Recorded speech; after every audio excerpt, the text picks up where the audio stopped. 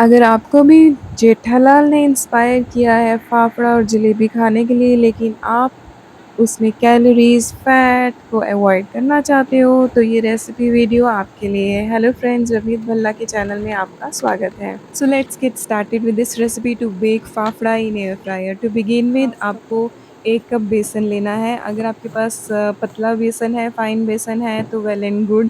अगर आपके पास मोटा बेसन है मेरी तरह, तो आप उसको एक बार ग्राइंड कर लीजिए ग्राइंडर में। ग्राइंड करने के बाद हमें उसमें डालना है 1.5 चम्मच या 1.5 टेबलस्पून देसी घी, 2 टेबलस्पून या 2 बड़े चम्मच पानी के, 1/4 टीस्पून हल्दी और हाफ़ टी स्पून सॉल्ट या नमक का। सब कुछ मिक्स कर लीजिए और उसके बाद हमें उसको ग्राइंडर में ही ब्लेंड करना है। ये तरीका जो है बिल्कुल अलग मैं आपको दिखा रही हूँ, जो कि आपने आज तक फाफड़ा के बारे में इतना सुना है कि फाफड़ा खाने को इच्छा हो रही थी।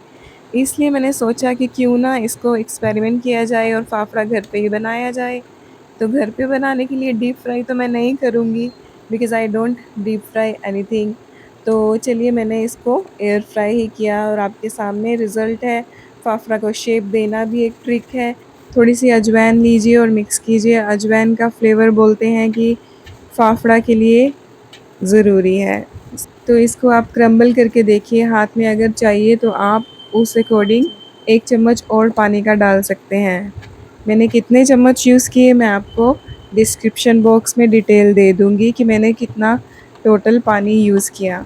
आपको ये सॉफ्ट डो चाहिए, ये हार्ड नहीं होना चाहिए क्योंकि हम इसे बेक करेंगे। अगर आप इसको डीप फ्राई कर रहे हो तो उसके लिए आपको इसका डो शायद क्रिस्पी करने के लिए हार्ड चाहिए, लेकिन since we are air frying it, we are using an air fryer to bake fafda. In that case you will need to keep it soft। नहीं तो अगर आप इसको डो को हार्ड बहुत रखेंगे तो ये हार्ड फाफड़ा बनेगा। इसको आधे घंटे के लिए ढक के रख दीजिए। ढकने के बाद फिर से इसको मसलिए, गूंदिए थोड़ा-सा, अगर चाहिए तो आप थोड़ा-सा तेल भी हाथ में लगा सकते हो। थोड़ा-सा इसको अच्छे से गूँध लीजिए। गूँधने के बाद उसको एक लॉन्ग शेप दीजिए, लॉग की शेप दीजिए, सिलिंड्रिकल शेप दीजिए, हाथ से सिलिंड्रिकल शेप दे सकते हो और फिर उसको छोटे-छोटे पीसेज़ में डिवाइड कर लीजिए।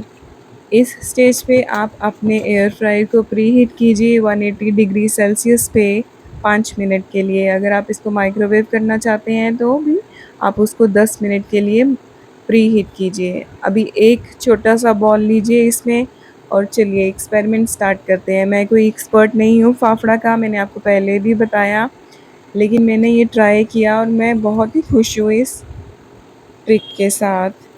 आप जितना इसको प्रेस करोगे वो पतला होता जाएगा। ये भी सॉफ्ट डो का एक बेनिफिट है, आप उसको पतला करते जाइए वो होता जाएगा, खींचते जाइए पतला करते जाइए वो होता जाएगा। फाफड़ा एक्चुअली बहुत ही पतला होता है, तो आप इसको हाथ से भी थोड़ा-थोड़ा प्रेस करके पतला कर सकते हो। तो मुझे ये अच्छा शेप मिल गया इस तरीके से।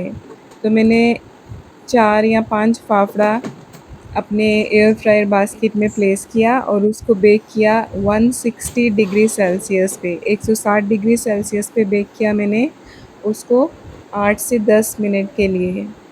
8 से 10 मिनट के बाद आप चेक कीजिए अगर फाफड़ा जो है वो बेक हो गया है।